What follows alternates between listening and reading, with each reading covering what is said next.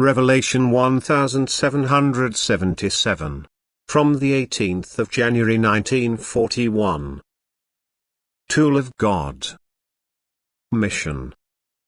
Work of God. Those who feel called to work for the Lord are under spiritual guidance. They are looked after and guided and led in all love.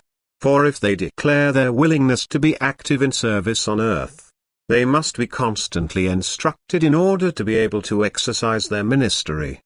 They have to carry out a mission which first consists of passing on what wisdom is given to them.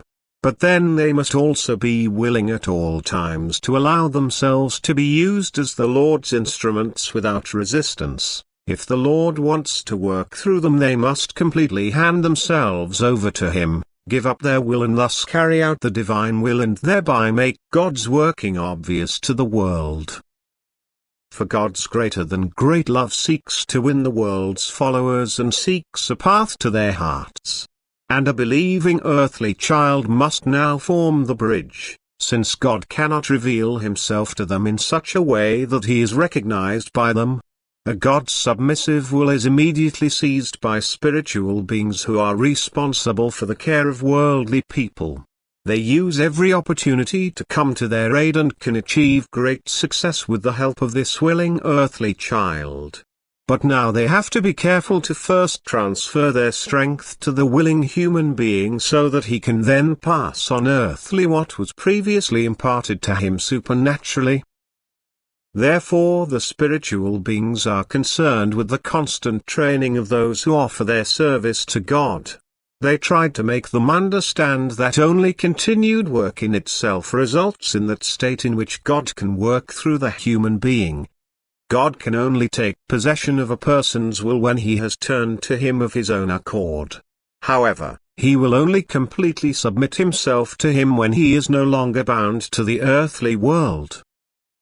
Thus the human being first has to sever all ties with it. He has to voluntarily relinquish everything which could prevent him from uniting with God. He has to give constantly, for he only receives by giving, because God Himself unites Himself ever more intimately with him. And if he has thus become love, if God can enter his heart, He can now also work in and through this human being. He can now cause him to accomplish things which cannot be done on earth. For the human being then no longer does it of his own accord, but God Himself is the executor.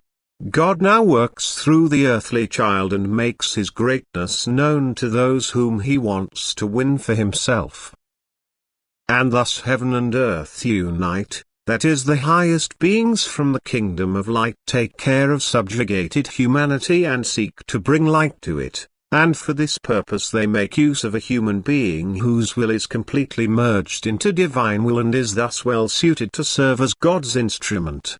However, he must be profoundly religious and acknowledge God as the highest, most loving and wisest being, so that God's love, wisdom and omnipotence can express itself through this earthly child and guide humanity into realization. Amen.